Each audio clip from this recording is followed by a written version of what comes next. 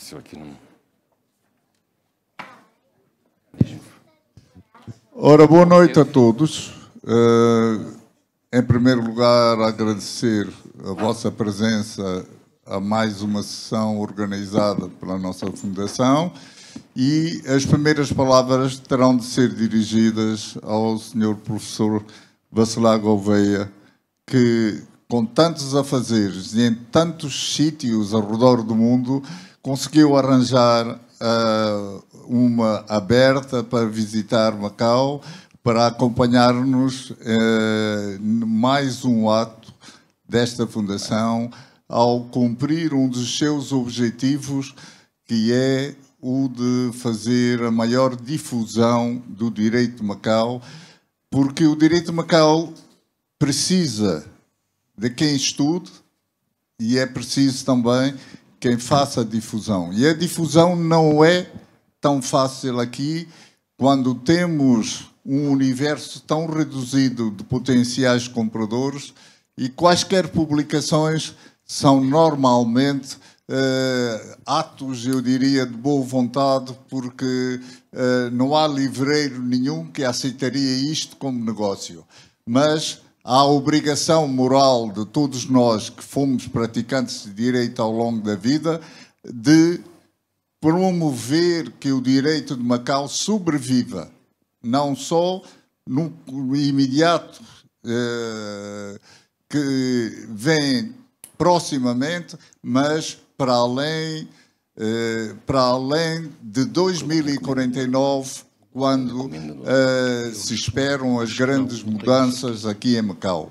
É o que fizermos agora, é o que vai perdurar para o futuro. E nós, todos nós, temos a obrigação de respeitar a história de 400 anos que estivemos neste território, e por isso eu aqui dirigi uma palavra especial também ao Dr. Paulo Cardinal, que tem feito um esforço no sentido de não só estudar, e muito tem estudado e grandes ideias tem trazido, mas também tem promovido a difusão e dar conhecimento a todos daquilo que se faz em Macau e de que o sistema legal de Macau é um sistema próprio, tem a sua identidade, e essa identidade vai ajudar a que sobreviva e que se mantenha por muitos e muitos anos para bem desta sociedade. Não é uma questão simples de patriotismo ou de querer fazer continuar qualquer sistema do passado, é a necessidade de uma sociedade que viveu ao longo todos estes anos, eu diria séculos, dentro de um sistema que nós temos de ajudar a preservar para o futuro. É isto que a Fundação procura fazer, e por isso sente extremamente grato com a presença do Sr. Professor Bacelar Gouveia hoje, associando a esta simples cerimónia de lançamento de um livro, mais um a constituir um trabalho valioso do Dr. Paulo Cardinal, e que todos nós, juristas, praticantes de direito, vamos tirar certamente muito proveito, e será um estímulo para que mais venham, mais trabalhos apareçam e que sejam úteis a Macau. Obrigado a todos pela vossa presença. É a vossa presença que justifica o trabalho da Fundação. E muito obrigado, sem roubar mais tempo, muito obrigado pela vossa presença.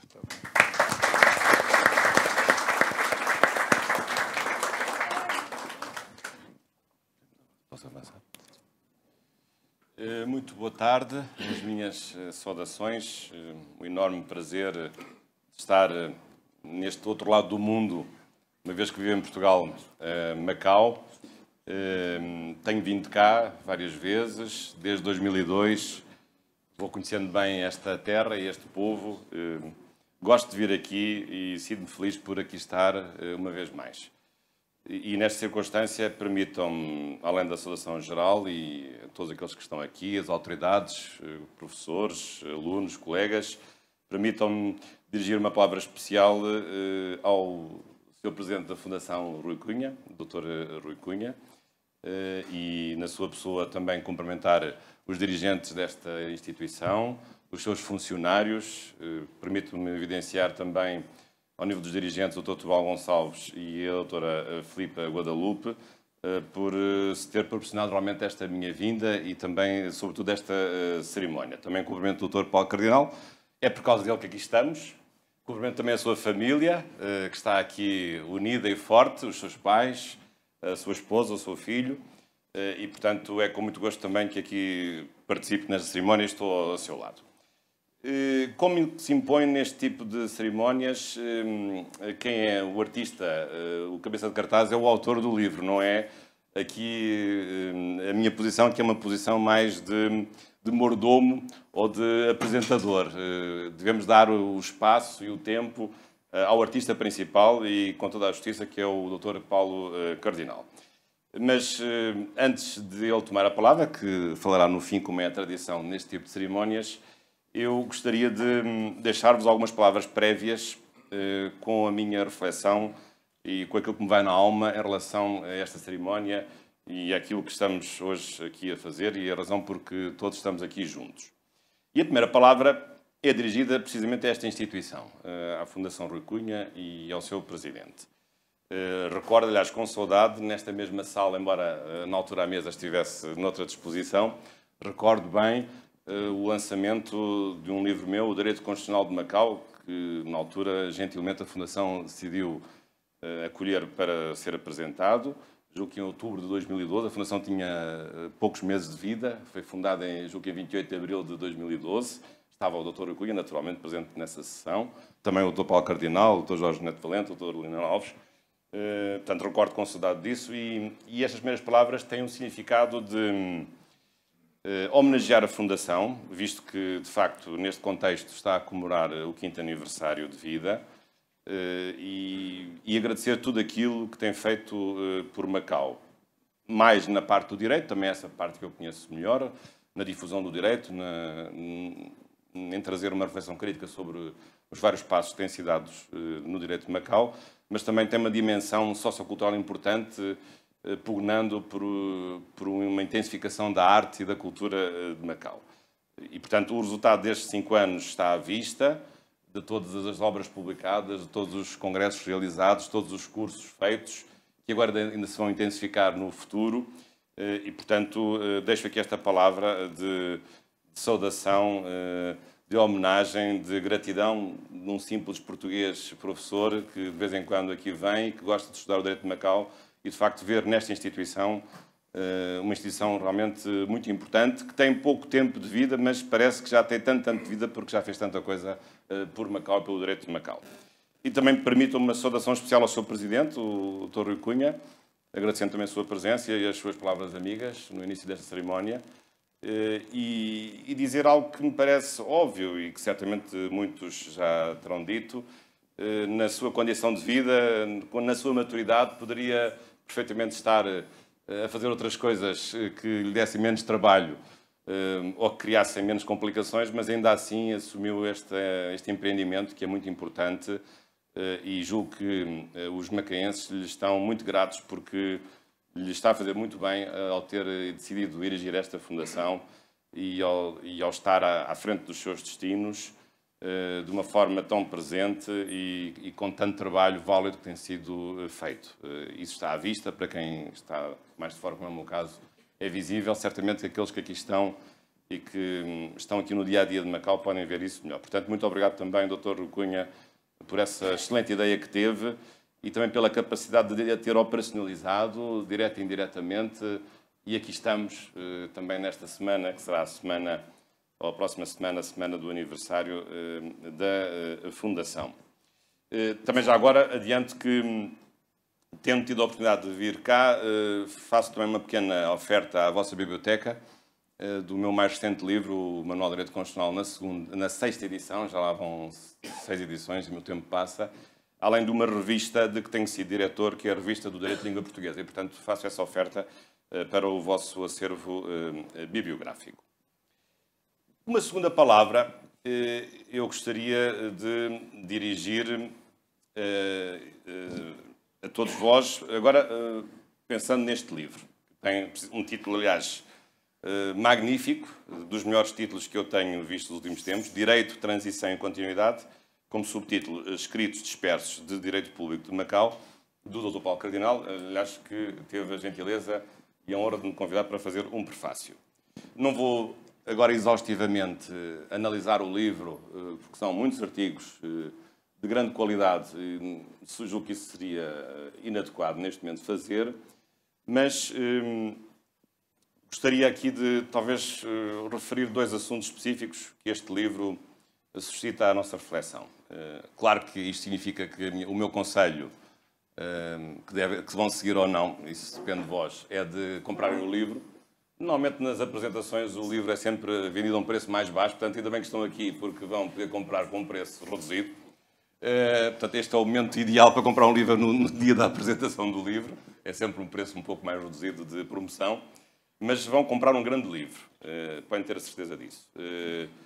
Aliás, o Dr. Paulo Cardinal já nos habitua a grandes livros, este é mais um, que reúne um conjunto disperso de temas, e aquilo que me impressiona aqui é a variedade dos temas, move-se como ninguém nestes vários temas, numa ordem jurídica complexa, também já falarei um pouco disso, mas gostava aqui de fazer referência a dois temas que perpassam muito neste livro, ou nos vários artigos que este livro contém. Lá artigos, alguns até de grande relevância internacional, porque integram ou integraram revistas internacionais indexadas. Sabem que hoje, do ponto de vista da certificação científica das publicações científicas, é muito importante que os autores, é um esforço que em Portugal estamos a tentar fazer, possam publicar em revistas que sejam internacionais e sejam indexadas.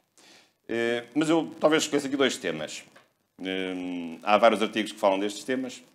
Um deles que é um tema que eu também tenho vindo a estudar, ou estudei, sobretudo quando vim cá pela primeira vez, e que nem imagino as dores de cabeça que me deu, foi compreender um pouco a singularidade não só da ordem jurídica de Macau, como também a sua unidade político-territorial, a região administrativa especial de Macau, no contexto da teoria geral do Estado e nas relações que tem, quer com a República Popular da China e o seu direito, quer a autonomia que pode ter quando se relaciona com outras ordens jurídicas e com outros sujeitos externos.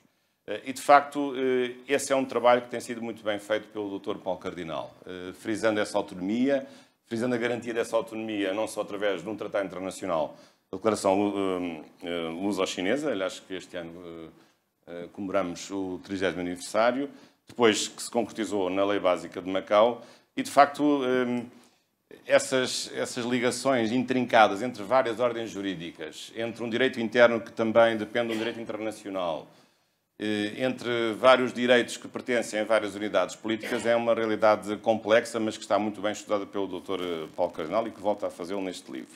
Já tinha feito em escritos anteriores, mas volta a fazer neste livro. Depois também há outra questão conexa com esta, que é realmente a natureza jurídica da região administrativa especial de Macau, que é mais do que administrativa e é mais do que especial, mas que também lança desafios enormes do ponto de vista, hoje, sobretudo, numa globalização irreversível, embora com algumas sombras no horizonte, infelizmente, por parte de algumas tendências mais radicais conservadoras de alguns países, no hemisfério norte, mas não para estas bandas. E, de facto, a caracterização da região administrativa especial de Macau, do ponto de vista do direito internacional, também lança imensos desafios, porque, evidentemente, é uma unidade política que se subordina ao Estado unitário, que é a República Popular da China, mas, não obstante esse facto, há um sistema próprio, político, jurídico, económico e social, e isso lança dificuldades acrescidas de compreensão dos poderes e dos limites que esta região tem no contexto internacional e onde essa intervenção cada vez se justifica mais num contexto que é cada vez mais global. E neste caso, ainda com o acréscimo de sendo uma região administrativa especial de matriz lusófona e, portanto, com a conexão óbvia, não só com Portugal, que teve a administração deste território até 19 de dezembro de 1999, mas por causa disso também com a conexão que tem com outras ordens jurídicas de matriz lusófona. Portanto, esse é um tema recorrente nestes textos que eu penso que é importante frisar. Outro tema que também é muito caro ao Dr. Paulo Cardenal e sobre o qual também tive a ocasião de estudar, numa das conferências para que fui convidado na Assembleia Legislativa e onde o Dr. Paulo Cardenal tem tido sempre uma colaboração excelente, é a questão dos direitos fundamentais. E, de facto, um Estado de Direito tem direitos fundamentais. Neste caso, uma região de direito, como será a região especial de Macau, também tem direitos fundamentais. E essa tem sido também uma grande preocupação nos seus escritos, o estudo dos direitos fundamentais e extraí-los de uma legislação de uma forma mais ampla possível, mas, ao mesmo tempo, também tendo presente que os direitos não são absolutos e uma coisa são os direitos que nós lemos num catálogo constitucional e, às vezes, isso é difícil explicar aos alunos, porque os direitos que estão numa Constituição ou numa lei básica não são todos, na prática, realizáveis ao mesmo tempo e em todo o lugar e a todo momento, isso é impossível.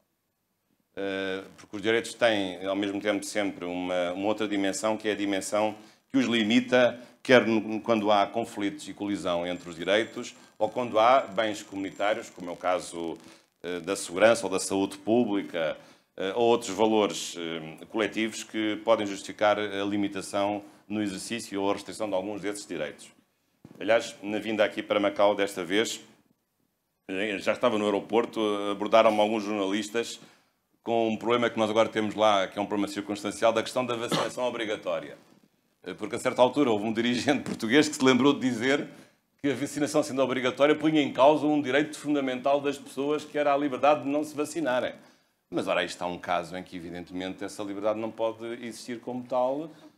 Não direi vacinar para tudo, mas a vacinação tem que ser obrigatória, a meu ver, parece-me a mim, embora não sei bem qual é a sanção aplicável, a partir do momento em que se trata de uma doença infecto-contagiosa e em que há a segurança que a vacina não vai provocar a doença na pessoa que é vacinada e, sobretudo, que isso protege a própria pessoa, embora a pessoa tenha o direito à sua própria vida e até a dispor dela, mas, sobretudo, protege a comunidade que está à sua volta, a começar na sua família, nos seus vizinhos, nos alunos, nos colegas de escola, nos colegas de profissão.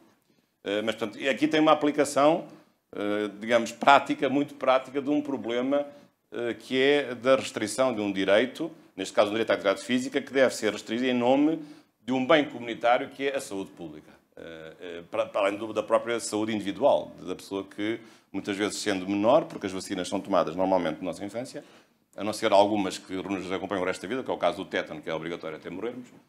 Mas, portanto, isto é um caso prático como, de facto, os direitos fundamentais também podem ser limitados, mas isso, claro, com o máximo rigor, dentro de critérios que são critérios hoje científicos de obediência a certos princípios da igualdade, da proporcionalidade, da aplicação prospectiva dessas restrições e com uma legitimidade sempre ao mais alto nível, que é a legitimidade legislativa que é dada por uma intervenção de um ato legislativo. Este é um tema que o Dr. Paulo Cardenal tem vindo a estudar também, é um tema também que me sempre me apaixonou. Aliás, as minhas duas provas académicas foram precisamente sobre estes temas, a tese de mestrado e a tese de doutoramento, e, portanto, também gostei muito de ter visto esses temas abordados neste livro. Depois há um outro tema que eu talvez também referisse, mais de pormenor, mas que é um tema curioso, e é uma questão que também tem apaixonado o Dr. Paulo Cardenal, que é a questão dos direitos dos animais. Claro que a expressão direitos dos animais não significa que os animais sejam pessoas jurídicas, ainda não chegámos lá, nem sei se isso está propriamente um bom caminho. Eu lembro sempre do cavalo de Calígula, que foi transformado em senador de Roma pelo próprio Calígula, mas não sei se isso é uma boa ideia, acho que não. Mas o que eu acho que é uma boa ideia é olharmos para os animais como coisas que devem ser objeto de uma proteção especial. E, sobretudo, hoje a ciência tem-nos dado novos conhecimentos em relação, no que respeita ao mundo animal, entre os animais chamados não humanos com sistema nervoso, e, portanto, que são suscetíveis de dor, e todos os outros animais que não merecem essa proteção porque não têm propriamente uma dificuldade, não sofrem dor e, portanto, não têm sistema nervoso e, portanto, esse problema não se coloca. E, portanto, hoje, para tratar este tema, costumamos fazer uma distinção entre os chamados animais humanos, que somos nós, e os animais não humanos, boa parte deles que deve merecer uma proteção do direito. Essa proteção não significa que possamos chegar ao cúmulo da personificação desses animais, mas penso que é legítimo, mesmo numa perspectiva antropocêntrica, que esses direitos, que esses animais sejam objeto de algumas medidas de proteção e, portanto, para eles não são direitos, mas para nós são deveres de proteção, de evitar o abandono, de evitar os maus tratos, de evitar infligir o sofrimento desnecessário, e julgo que isso é muito importante. E, portanto, o Dr. Paulo Granel escreveu sobre este assunto ainda antes de haver uma legislação em Macau sobre esta questão, sobre a proteção dos animais. E também falo disto porque nós, em Portugal, só recentemente é que chegámos lá, há cerca de um mês, com uma alteração ao Código Civil, em que passámos a consagrar uma proteção aos animais, colocando os animais num tertium genus entre os sujeitos entre o sujeito e o objeto da relação jurídica. Claro que esta questão é uma questão complexa, é uma questão que não é só uma questão jurídica, mas é uma questão também filosófica, e é uma questão que também desperta muitas paixões. Aliás, há pessoas que levam isto tão a sério que se transformam em vegetarianas, quer na versão hard, quer na versão soft. Isto é, com ovos e com leite, ou sem ovos e sem leite. Cada um tem o direito de escolher aquilo que bem entender. Mas é um domínio difícil porque há uma dimensão filosófica presente, há também uma dimensão cultural que não pode ser desconsiderada e, portanto, uma legislação não pode ser culturalmente inadequada. E, portanto, a legislação de um país, de uma comunidade, de um território, só é perfeita se não desconsiderar a culturalidade dessa mesma legislação. Isso aqui em Macau tem um enquadramento específico, tem sido estudado. Em Portugal também tem, aliás, em Portugal o assunto não está encerrado, porque há agora um movimento muito forte no sentido, por exemplo, de proibir as touradas, em que há uma questão realmente de proteção de animais que são suscetíveis de sofrimento, que são os touros. E, portanto, há hoje uma forte pressão no sentido de acabar com as touradas, embora a tourada, a portuguesa, como sabem, é até bem menos sanguinária do que é a tourada à espanhola, porque pelo menos não há aquela tradição do início da tourada se sangrar o touro, que é realmente um ato bastante bárbaro.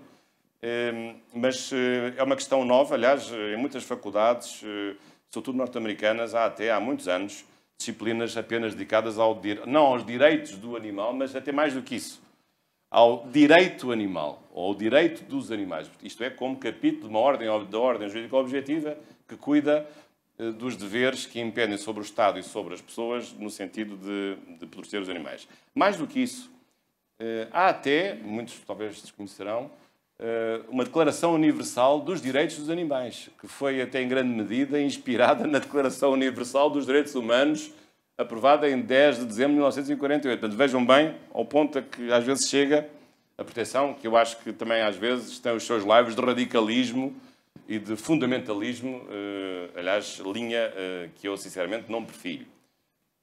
Prefiro uma linha intermédia de proteção, mas também sem exageros e, sobretudo, sem soluções que possam ser culturalmente descontextualizadas. Portanto, isto é apenas um aperitivo daqui 3 temas que são aqui bem trabalhados neste grande livro. Depois, uma terceira palavra que eu dirijo ao autor em particular, ao Dr. Paulo Cardinal, que é por todos conhecido, até conhecem-no melhor do que eu. Aliás, eu conheci o Dr. Paulo Cardinal aqui, sempre em Macau. Já nos encontramos algumas vezes em Portugal, mas vejo mais aqui do que lá. Lembro bem quando o conheci, quando o vi pela primeira vez. Ele tem tido uma carreira impecável na Assembleia Legislativa da RAEM, como consultor. Pude conhecer o seu trabalho das diversas vezes em que a Assembleia Legislativa me convidou para participar em várias conferências internacionais sobre vários temas. E, além do mais, o Dr. Paulo Cardinal é mais macaense do que até português. Aliás, o seu tempo de vida, o seu curto tempo de vida, 51 anos, que não é nada, já passou mais tempo em Macau do que em Portugal. E, portanto, posso dizer que é mais macaense do que português. Portanto, a sua dedicação a esta terra é evidente nos seus textos publicados, na sua profissão, no modo como tem encarado a sua profissão principal de consultor. Também já deu aulas em várias instituições, tem sido formador, portanto, também tem essa dimensão de docência, também de juiz-consulto, portanto, julgo que tem um conjunto de qualidades que não é demais realçar neste momento. Qualidades humanas, que nós conhecemos bem, ou que os seus amigos mais próximos conhecem bem, de perspicácia, de inteligência, de um saudável realismo, de um saudável equilíbrio e prudência. Eu não sou tão prudente, portanto, nesse aspecto estou bem atrás do Dr. Paulo Cardinal, mas também qualidades de jurista, que eu acho que isso aqui é também importante neste momento realçar. Embora não consiga ver a pessoa desligada das suas qualidades pessoais, das suas qualidades profissionais. Ninguém consegue fazer essa cisão. Assim, isso é impossível. E qualidades profissionais de jurista são inúmeras, de rigor, clareza, preocupação com o detalhe, com o pormenor, às vezes de uma forma intensa, analítico, e, portanto, no fundo, este livro também retrata aqui uma combinação que eu acho que é muito importante em duas contraposições. Por um lado, entre a teoria e a prática. Penso que isso é muito visível, porque o Dr. Paulo Cardinal estuda os assuntos, preocupa-se em procurar as obras de fundo, as obras, digamos assim, que dão o arcabouço teórico aos assuntos, mas depois tem os pés assentes na terra, neste caso, nesta grande terra que é Macau, e aplica esses conhecimentos também à realidade legislativa concreta de Macau. Portanto, faz essa ponte na perfeição. Mas também faz outra ponte na perfeição, que é entre o realismo que todo jurista tem que ter, porque o jurista é um homem da realidade, é um homem do terreno. Mesmo os professores, ao contrário do que muitos possam pensar, os professores também são homens do terreno porque têm à sua frente o melhor terreno que há, que são os alunos. Portanto, os professores não estão nas nuvens, os professores estão à frente dos alunos. E os alunos vivem na realidade. E os alunos, todos os dias, nas aulas, fazem perguntas difíceis e, às vezes, até nem conseguimos responder. O melhor é não responder, não vamos enganar os alunos. Às vezes acontece, até aos melhores. Não é o meu caso, certamente, do ser dos melhores. E, portanto, agora acontece muito, já tem feito perguntas às quais eu não consigo responder. Portanto, esta ponte também entre este realismo, que é muito importante, mas, ao mesmo tempo, não esquecer que há valores perenes e há valores superiores. E, portanto, não há realismo que possa apagar a perenidade de certos valores superiores. Portanto, em certos momentos é preciso dizer que o realismo não pode levar a um pragmatismo que possa pôr de parte os valores que devem animar uma certa comunidade política ou a elaboração de certas leis. E, portanto, podemos ceder, podemos ser pragmáticos em alguns aspectos, mas há sempre um núcleo essencial que não pode ser atingido. E eu penso que o Dr. Paulo Cardinal tem esse sentido de justiça. Aliás, eu percebi isso desde a primeira hora, porque eu, nesse aspecto, até acho que sou um pouco parecido com ele. Não me leve a mal fazer agora esta autocomparação. Porque eu acho que é muito importante nós, os juristas, certamente estarmos na realidade, lidarmos com os operadores jurídicos, cada um no seu terreno, os advogados e os juízes, os procuradores no mundo da justiça, um consultor de Assembleia Legislativa no mundo do poder legislativo e no mundo do poder administrativo, que é um mundo um pouco diferente do mundo do poder judicial, mas, em qualquer caso, há sempre limites que são impostos pelos nossos valores e pelos princípios que nós devemos aplicar. E eu acredito que esses valores e esses princípios são perenes e que não dependem da nossa manipulação, não dependem das circunstâncias históricas em que estejamos a viver e não dependem também do espaço que estejamos a ocupar. São valores, portanto, perenes no sentido de serem universais e no sentido de serem também intemporais. E, portanto, também julgo que às vezes o Dr. Paulo Cardinal tem esta consciência crítica de se incomodar e de se indignar às vezes perante soluções com as quais ele não concorda totalmente e, portanto, com todo o direito, chama a atenção para a necessidade de serem adotadas outras soluções que melhor estarão em conformidade com esses valores. Mas, claro, que dentro do contexto da sua atividade como consultor, um consultor dá opiniões, não decide nada, não legisla. Quem legisla é o legislador. Mas o legislador só ganha em ter um consultor ativo, um consultor dinâmico, um consultor crítico, não um consultor que só diga amém, porque esses consultores não servem para nada. E eu conheço muitos consultores desses, e ainda bem que o Dr. Paulo Cardinal não tem essas características. Uma quarta palavra, eu já vou aproximando do fim, Agora, a propósito deste livro e a propósito do Dr. Paulo Cardinal, para vos falar um pouco sobre o direito de Macau. Já faço uma breve referência no prefácio a esse assunto, mas de facto aqui o direito de Macau, e por isso a Fundação Rui Cunha em boa hora foi criada também para o difundir e para o estudar, é de facto um direito com características únicas, como ordem jurídica e Macau como sociedade civil e como estrutura de natureza política, a região administrativa especial. E há três notas muito importantes neste direito de Macau, que eu gostaria aqui também de frisar. Por um lado, a identidade. Sempre me espantou como, num território pequeno, com poucas pessoas, e neste período curto de vida autónoma, depois da transferência da soberania para a China, embora isso já tivesse vindo na fase anterior, em que Portugal também já ia reconhecendo alguma autonomia ao território e à ordem jurídica de Macau, mas realmente a identidade de haver soluções próprias. Não há aqui o copy-paste habitual, que eu já tenho visto em muitas outras situações e lugares, mas há fontes próprias e soluções próprias. Até algumas soluções com alguma originalidade. Portanto, penso que isso é um aspecto interessante, ver o direito de Macau da sua identidade substantiva. Mais do que isso, também ver o direito de Macau na sua continuidade, que é outro grande desafio que se tem colocado e que, numa primeira fase, suscitava alguma expectativa, alguma incerteza, alguma insegurança àqueles que aqui estão, àqueles que pretendiam vir cá, outros que foram embora. E, portanto, a ordem jurídica de Macau tem-se mantido fiel a um princípio muito importante, aliás, que está inscrito na Declaração Luso-Chinesa e na Lei Básica, que é o princípio da continuidade.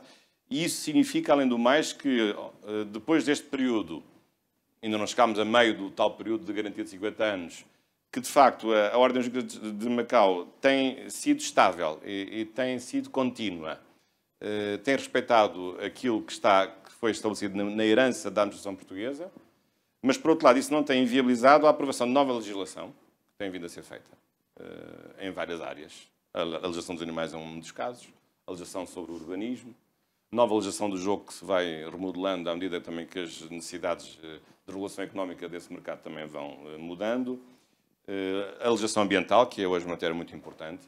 Portanto, tem havido, de par com a continuidade, tem havido também novas soluções que são trazidas pela nova legislação. Mas há um aspecto muito importante, é que os códigos que foram aprovados ainda no tempo da administração portuguesa, a verdade é que eles continuam a vigorar.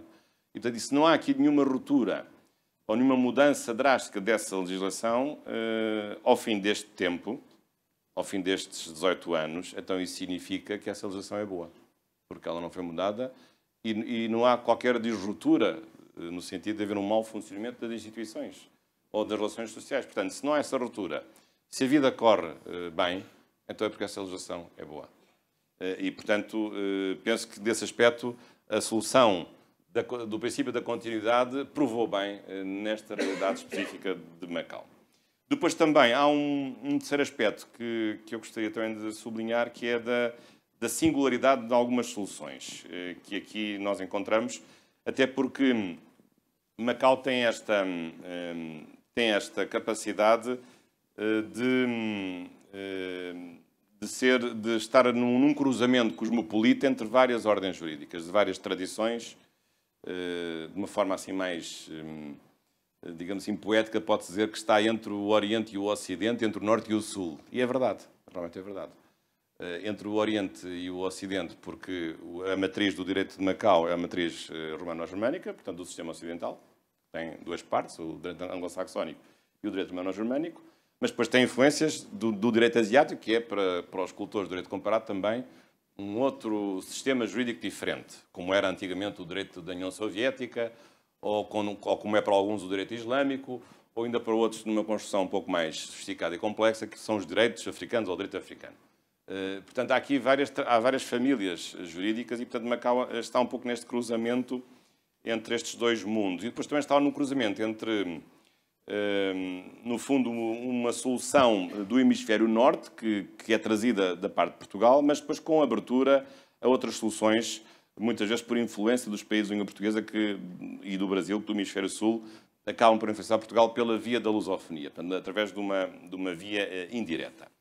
E, portanto, penso que estas soluções originais, que muitas vezes a realidade jurídico-política de Macau traz, são soluções interessantes e que, de facto, não é fácil de encontrar. Tudo isto na perfeita harmonia e integração da República Popular da China, que tem uma Constituição soberana, na qual se integra Macau, em relação à qual a lei básica de Macau deve, evidentemente, a sua subordinação, mas fazendo perfeitamente a ponte com facilidade, sem conflitos. Aliás, prova de que as coisas têm corrido bem é precisamente não haver conflitos com a República Popular da China e nem sequer ter havido até hoje qualquer alteração à lei básica. Portanto, é porque as coisas também estão a correr bem. Porque se as coisas não tivessem a correr bem, já teria havido certamente alguém que pensasse em alterar a lei básica, que é uma competência, como sabem, da República Popular da China. Macau não tem poder constituinte próprio para alterar a sua própria lei básica. Claro que isto também tem sido possível, este dinamismo e esta frescura, diria, do direito de Macau, também, e faço essa referência, tem sido possível graças aos juristas de Macau, sejam ou não daqui. E, portanto, juristas portugueses, chineses, de outras nacionalidades, que falam várias línguas, e também os vários operadores do direito, professores, juízes, procuradores, advogados, funcionários da administração pública, funcionários legislativos. Portanto, penso que isso também tem sido possível graças ao diálogo permanente que há entre as várias profissões jurídicas. E isto leva-me ainda a dar uma palavra, já agora específica, sobre o próprio ensino e a investigação do direito em Macau. Porque não há nenhum direito que se possa desenvolver e afirmar, e para isso também tem contribuído a Fundação, sem o ensino e a investigação. Às vezes temos a ideia de que o investigador do direito não tem nada a ver com o professor de direito, ou o contrário. Isso não é verdade. Hoje, cada vez mais, quem ensina tem que investigar, e quem investigar também já agora deve ensinar, porque deve pôr ao serviço dos outros as suas conclusões, as suas reflexões. E, portanto, esse é um desafio que tem sido colocado ao ensino e ao direito de Macau, que passa pela qualificação das faculdades de Direito, que têm feito esse percurso. Eu próprio tenho participado em iniciativas da Faculdade de Direito da Universidade de Macau. Aliás, há 5 anos participei num painel de avaliação externa dessa faculdade e a nossa avaliação foi muito positiva, não obstante o facto de termos chamado a atenção para a necessidade de aumentar as qualificações do corpo docente em matéria de doutores e mestres e também para a necessidade de multiplicar as publicações científicas dessa faculdade. E depois há outras faculdades que têm vindo a ser criadas. Eu também tenho tido um contacto com a Faculdade de Direito da Universidade da cidade de Macau, que também vai fazendo o seu caminho, e outras faculdades, outras instituições. E, portanto, é deste diálogo e da multiplicação das oportunidades que se colocam aos alunos que deve ser visto o futuro de Macau. Claro que há, neste contexto, porque eu também tenho essa experiência de Portugal, uma certa rivalidade entre as instituições, o que é positivo, não é negativo, mas é positiva a concorrência e a competição. O que já não será tão positivo é a inveja, é a maldicência, é a tentativa de boicotar as boas iniciativas que as outras instituições têm. Mas isso não é um problema especificamente de Macau. Eu até diria que é mais um problema português e de outros países que eu conheço. Mas muitas vezes temos de ter esta consciência de que no desenvolvimento de um país também se faz pelo aumento das instituições, pela quantidade. Às vezes é que se pode chegar à qualidade. Na maior parte dos casos não há qualidade sem quantidade. E, portanto, julgo que não devemos ter uma visão restritiva de achar que sempre que há um novo curso haverá um conjunto de pessoas que vai para o mercado sem qualificações e que depois o mercado vai ficar inundado por pessoas incompetentes, porque isso não é verdade, não só porque o mercado percebe bem quem são os competentes e os incompetentes, como também há instituições reguladoras que estão atentas a esse mesmo fenómeno. Portanto, aquilo que vou conhecendo de Macau, do ponto de vista do ensino e da investigação no direito, deixa-me otimista com as perspectivas novas que se colocam e sobretudo, sei que isso tem sido feito por algumas instituições também numa perspectiva do direito de matriz portuguesa. E, portanto, aqui passa a última, quinta palavra, que é falar-vos um pouco do direito global de língua portuguesa. Muitas vezes as pessoas não têm ideia da riqueza do direito de Macau, visto no contexto de um direito global de língua portuguesa. Eu conheço bem estes vários direitos, por razões circunstanciais, sobretudo em África, não tenho nenhuma ligação nem pré-colonialista, nem colonialista, nem pós-colonialista. Simplesmente tive a oportunidade, a certa altura, ir trabalhar para Moçambique, dando lá aulas como cooperante, depois mais tarde em Angola. O meu irmão mais velho, por acaso, vive na África do Sul, é lá médico, licenciou-se em Bruxelas, na Faculdade de Medicina, da Universidade Católica em Bruxelas, na parte francófona. Mas não tenho nenhuma ligação, mas realmente gosto muito. Esta é uma das minhas costelas mais ativas, é este gosto e o conhecimento do direito de língua portuguesa. Claro que eu tenho-me dedicado mais ao direito constitucional, que ainda por cima, logo por azar, é o mais difícil de todos os ramos do direito de língua portuguesa, porque é o direito mais problemático e mais melindroso e mais político, como imaginam. Suscita sempre algumas reservas por parte de concepções mais soberanistas destes países. Se eu fosse privatista, estava no melhor dos mundos, que isso era como faca na manteiga, era facílimo, porque, como sabem, temos o mesmo Código Civil em todos os países de língua portuguesa, à exceção do Brasil, que tem um Código Civil de 2002, mas quer os países africanos, quer Timor, quer Macau, têm praticamente o Código Civil, que é igual ao Código Civil de 66, acho, cujo 50º aniversário comemorámos no ano passado.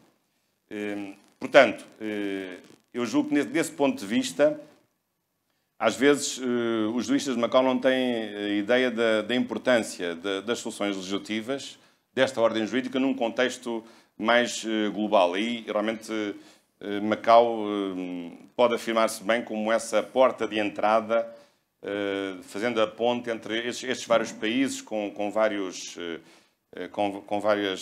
soluções legislativas de direito comparado, várias soluções legislativas comparadas, a formação também dos juristas, dos juízes, de procuradores. E, portanto, julgo que isso deve ser frisado.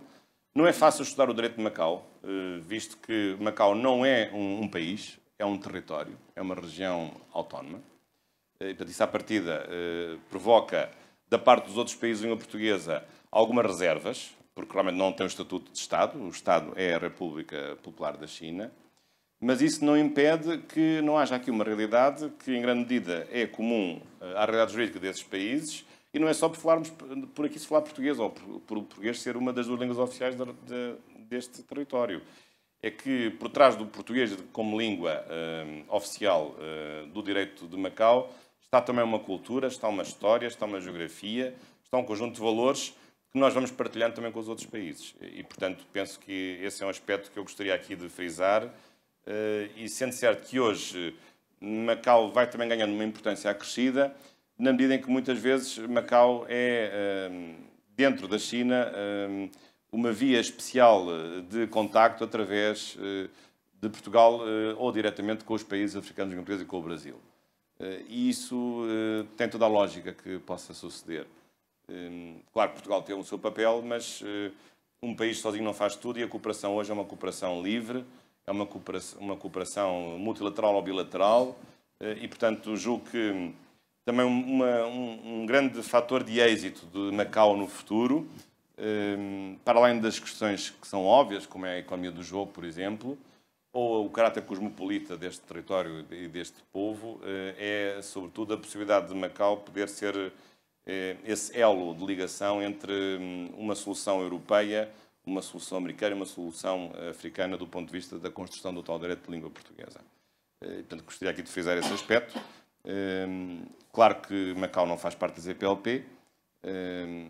Também não sei se isso teria grande vantagem, porque a CPLP está reduzida a uma dimensão meramente política ou diplomática. A CPLP devia ser mais uma comunidade também de pessoas, mas não tem passado de uma comunidade de Estados, que pouco faz, aliás, infelizmente. Mas aqui não há um Estado, mas há uma comunidade de pessoas que fazem muitas coisas, têm mobilidade e têm um caráter cosmopolita. E, portanto, gostaria também de deixar esta palavra e com ela também exaltar o direito de Macau no contexto de um direito global de língua portuguesa, e dar uma vez mais os parabéns ao Dr. Paulo Cardinal por esta excelente obra, augurar as maiores venturas para o seu futuro e para a sua família, que aqui está em peso e muito contente, como era óbvio, e também cumprimentar de novo o Dr. Rui Cunha e a sua Fundação por tudo aquilo que tem feito pelo progresso do direito de Macau. Muito obrigado pela vossa atenção.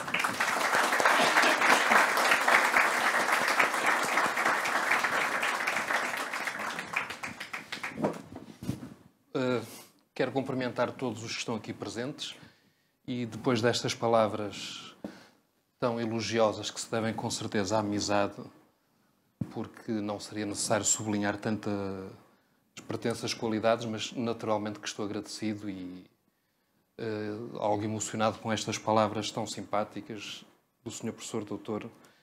Jorge Bacelar Gouveia. Cumprimentando os presentes, permitam-me individualizar aqui a presença do Sr. Cônsul-Geral de Portugal em Macau e Hong Kong, Dr. Vítor Sereno, os senhores deputados e senhores ex-deputados aqui presentes, os senhores magistrados e ex-magistrados aqui presentes, os meus colegas, os meus amigos e todos aqueles que decidiram perder um bocadinho do vosso tempo aqui nesta cerimónia, neste evento de lançamento de um livro. Contrariamente ao que é habitual, eu decidi hoje ler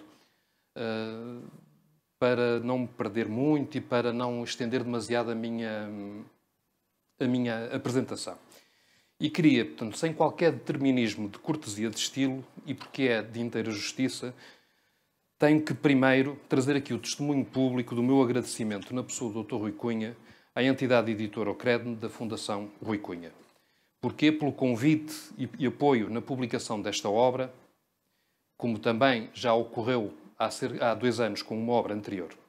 E aproveito este ensejo para congratular de forma muito viva esta entidade pelo seu esforço continuado, já de 5 anos, na promoção e divulgação do direito de Macau. Bem-haja, portanto, a Fundação Rui Cunha e, é mistério dizer, o seu contributo já é ineliminável na divulgação do direito de Macau. Quero também não deixar passar em claro que há um conjunto de pessoas a quem este livro, de uma maneira ou de outra, está devedor. E quero também, então, aqui publicamente sublinhar o papel destas pessoas. Desde logo, quero testemunhar o meu profundo agradecimento ao Sr. Professor Dr. Jorge Bacelar Gouveia, porque nos honrou com o prefácio desta obra e com a disponibilidade e o sacrifício, porque é um sacrifício, fazer a sua apresentação deslocando-se milhares de quilómetros para uma curtíssima estada em Macau. Muito obrigado.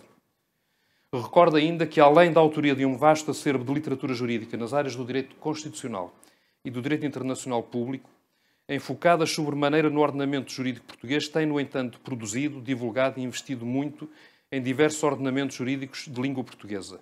E aqui se inclui também o direito de Macau, como testemunha a sua reconhecida obra, se não se importa de mostrar, para recordarmos sobre o direito constitucional de Macau. E que, como há bocado foi referido, foi também aqui objeto de apresentação há 5 anos. E uma capa verde tão bonita. E também a sua presença aqui nas diversas conferências apresentadas em Macau denotam sempre, e é importante sublinhar isto, um particular cuidado numa vera investigação da normatividade local, num estudo cuidadoso no nosso direito e não, como seria sempre muito mais fácil e mais cómodo, apresentar apenas uma mera e facilitada transposição de um qualquer texto elaborado para qualquer outra ordem jurídica de Portugal, Moçambique, Angola. Não. Quando vem cá, trata do direito de Macau, estuda o direito de Macau. Uma palavra de agradecimento ao Sr. Professor Dr. Jorge Godinho, que tanto tem contribuído para a investigação, o ensino e a divulgação do direito de Macau e pelo inestimável apoio dado e pela sua permanente sugestão e contínuo incentivo para, precisamente, compilar textos e dá-los à estampa em Macau. A ideia original da publicação do primeiro livro de estudos provém do professor Jorge Godinho. Ao jovem Rui Cardinal Carvalho, um iluminado jurista, devo um sincero agradecimento pelo apoio que me ofereceu na fase final da preparação do livro, nomeadamente na seleção de textos e na escrita dos textos de apresentação e enquadramento da obra, estando sempre disponível e apresentando sugestões inteligentes e de grande valia. É de justiça deixar também aqui uma reconhecida palavra de agradecimento ao Luís Peçanha, pela postura sempre cuidada e disponível e pelas boas sugestões com que contribuiu a cada momento para o melhoramento de vários dos textos que compõem o livro.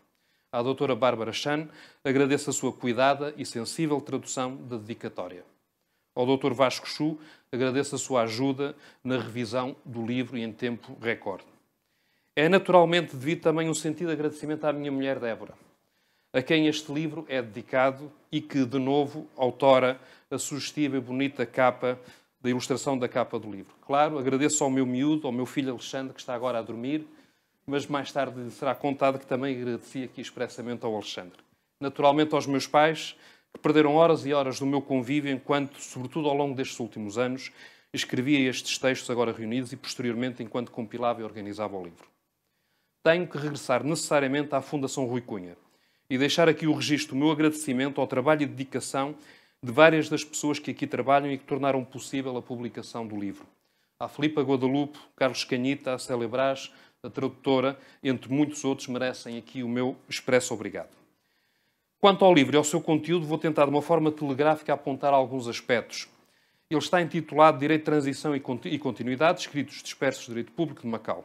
Com este título ficam identificadas assim as suas coordenadas essenciais. Primeiro, é um livro de direito.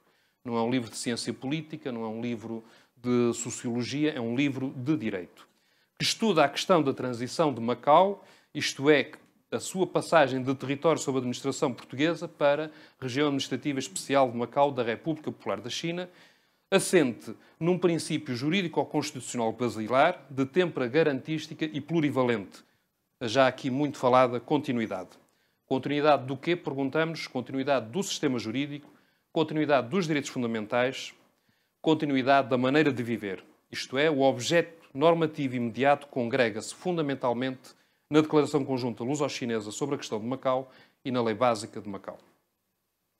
Por outro lado, é uma coletânea de estudos, não é uma monografia, e que reúne diversos escritos jurídicos abrigados numa etiqueta geral de direito público e que foram redigidos ao longo dos últimos 25 anos.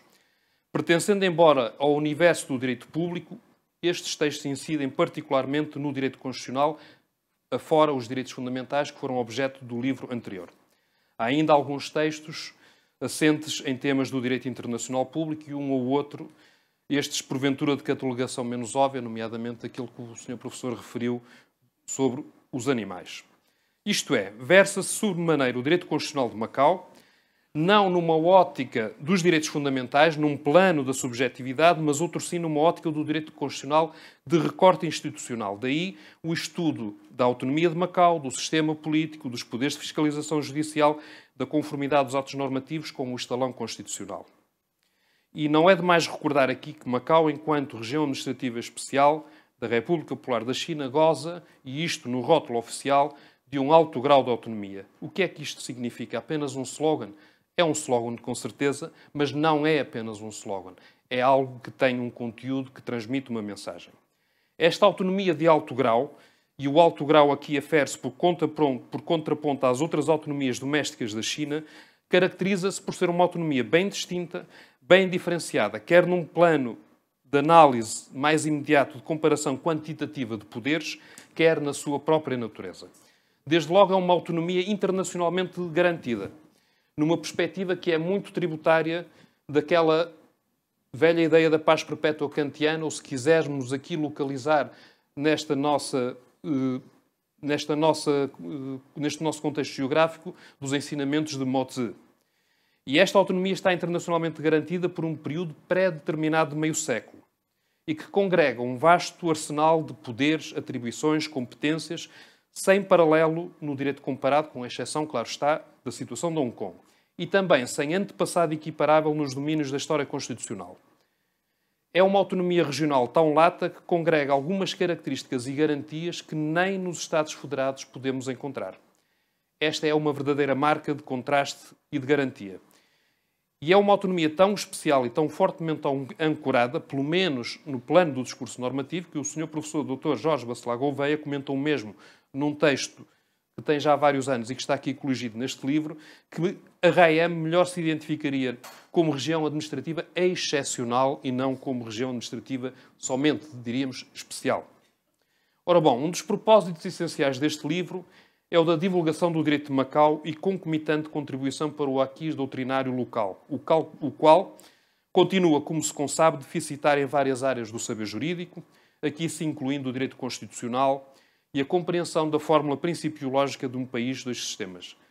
Emprestamos, pois, da nossa parte, mesmo que com insuficiências, e consciente das diferenças em face da Communus Opinion, mais um bloco para a construção do acervo doutrinário de Macau, especialmente numa área tão complexa, tão inovadora, tão afastada dos cânones pré-estabelecidos no domínio do direito comparado. Relembramos aqui Gomes Canutilho, que assinala que a estruturação conformadora da RAEM constitui um verdadeiro ato de gestalt, ou ordenação, e justamente observa e adverte que o constitucionalismo de um país, dois sistemas não põe apenas à prova a compatibilidade de sistemas económicos. Esta autonomia não se reduz, não se limita à vertente económica. Mas também as controversões em torno dos direitos humanos, dos direitos fundamentais e dos valores e profundezas da cultura chinesa. Neste sentido, continua Gomes Canutilho, a juridicidade só ganhará dimensões materiais se não se divorciar da jusfundamentalidade, como também muito bem aqui foi sublinhado. Ou seja, da dimensão substantivamente heterotópica da dignidade da pessoa e dos povos. Um outro propósito de idêntica importância ao anterior é o de tratar publicamente de matérias que relevam, sendo jurídicas, relevam para o direito, mas também relevam para a dinâmica social da comunidade politicamente organizada que é a RAEM. Matérias estas que, por se revestirem de alguma sensibilidade acrescida, não combinamos as nossas intervenções, mas temos aqui vários pontos de contacto, estas matérias, por essa sensibilidade acrescida, são por vezes encaradas nesta nossa pequena terra, nesta nossa paróquia, com desconfianças ou pré-compreensões, que algumas vezes tolhem a investigação, a reflexão, o debate académico e a troca de ideias em seu torno. Podendo detectar-se, por casualidade, talvez, quero crer que sim, na atmosfera, seja na atmosfera da liberdade, da democracia, da tolerância, alguma insalubridade que se vai expondo aqui e ali. E talvez vá mesmo pairando ainda uma certa ideia reducionista da manutenção por meio século de políticas fundamentais acordadas para Macau.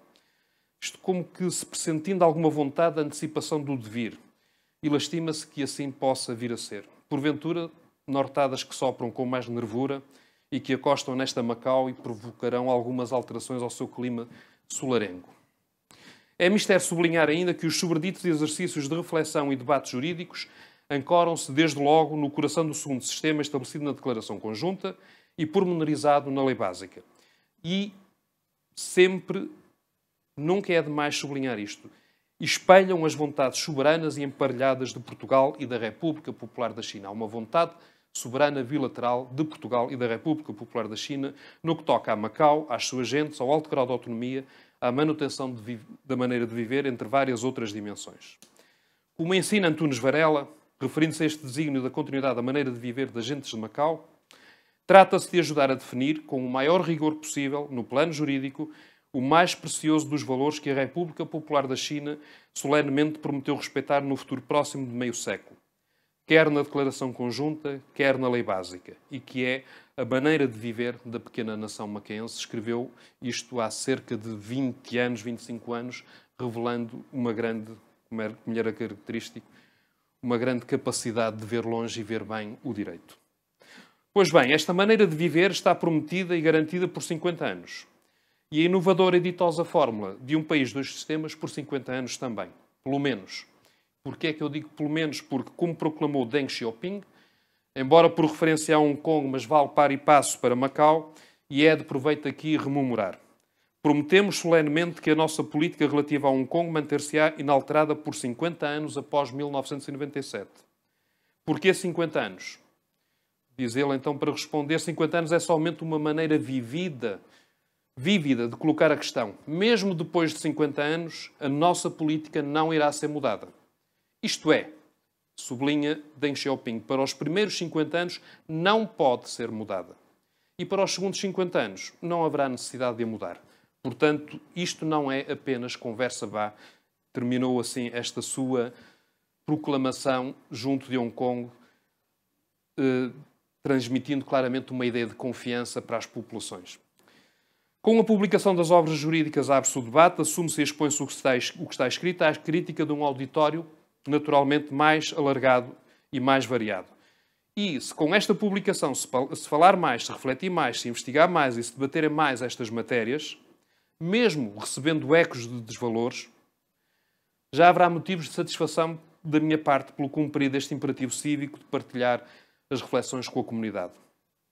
Espera-se, portanto, estimular o debate académico em torno destas questões, deixando também aqui o já costumeiro aviso de que as posições assumidas nestes escritos, neste livro, sejam críticas, sejam sugestões, reparos, dúvidas, elogios, e que vão sendo feitos ao longo dos vários textos, refletem somente as minhas opiniões e não podem ser assacadas ou encostadas a outrem, nomeadamente, como é bom de ver, em instituições nas quais eu exerço a minha profissão.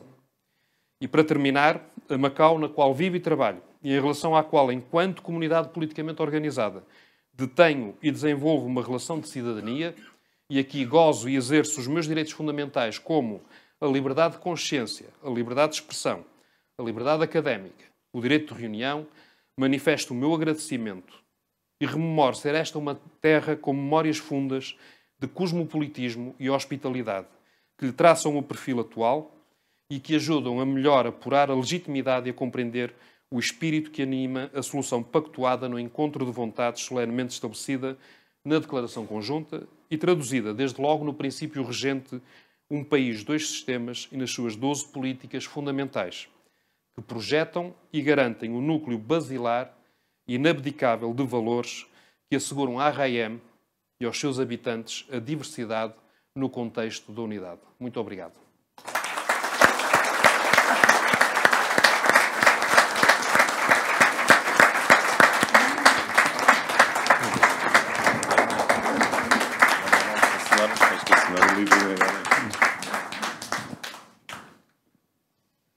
Bem, agora esta semana está terminada, e agora o Dr. Paulo Cardenal vai ficar aqui sentado muitas horas a assinar muitos livros. Eu estou aqui em vantagem porque o meu já está assinado, deixei no hotel, e portanto já me posso ir andando, mas vou ficar aqui mais um tempo e portanto, não sei se o Dr. Rui Cunha quer dizer algumas palavras finais. Sim.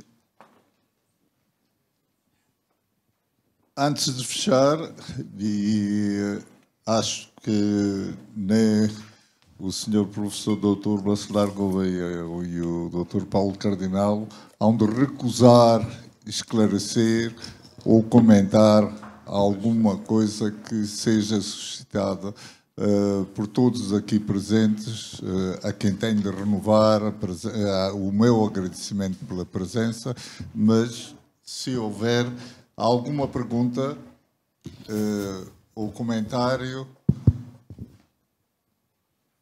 Já agora, doutor Cunha, permita-me só, não é uma pergunta, mas fazer aqui uma referência especial a algumas personalidades que estão aqui na plateia, no auditório, além do Sr. Cônsul, naturalmente já o tinha cumprimentado, mas permita-me só fazer aqui uma referência específica, não me leve a mal esta falta de protocolo, mas o Dr. Leonel Alves deu-me bem, porque fiz o prefácio deste livro, precisamente apresentado aqui há pouco menos de 5 anos. Também o Dr. Manuel Trigo, que foi através dele, aliás, que eu vim pela primeira vez a Macau, quando ele era diretor da Faculdade de Direito da Universidade de Macau. O Dr. Luís Peçanha, que foi meu aluno, aliás, excelente aluno lá na Nova Direito. Eu fiz o mestrado na Clássica, mas depois transferi-me para áreas mais arejados, que são a Universidade Nova de Lisboa. Não levem mal aqueles que são da Clássica, certamente. E o Dr. Jorge Godinho, precisamente o meu colega de curso, já agora, também algarvio, e eu fui deputado pelo Algarve durante 2 anos, mas nunca ouvi por lá, porque na altura estava cá. Mas também daqui um grande abraço ao professor Jorge Godinho, que é um grande jurista e um apaixonado de Macau e conhece muito bem o direito de Macau. E conheço alguns outros colegas, não me levem mal de não fazer mais nenhuma referência. Muito obrigado, Sr. Doutor, por esta permissão, esta exceção protocolar. Não é uma especialidade, é uma excepcionalidade. Senhor, vejo que não há qualquer pergunta, o que significa que todos nós estamos de acordo com o que foi tão dotamente aqui explanado, e a todos renovo o meu agradecimento e pedindo que nos apoiem com a vossa presença todas as vezes em que fazemos um esforço de maior difusão do direito de Macau, maior incentivo para que as pessoas, e há tanta gente válida aqui em Macau, que pode fazer mais pelo direito de Macau. É assim que poderemos servir esta terra, é esta a missão desta Fundação, e eu agradeço novamente a todos e aos oradores que hoje aqui tivemos. Muito obrigado a todos. Fica daqui um bocadinho.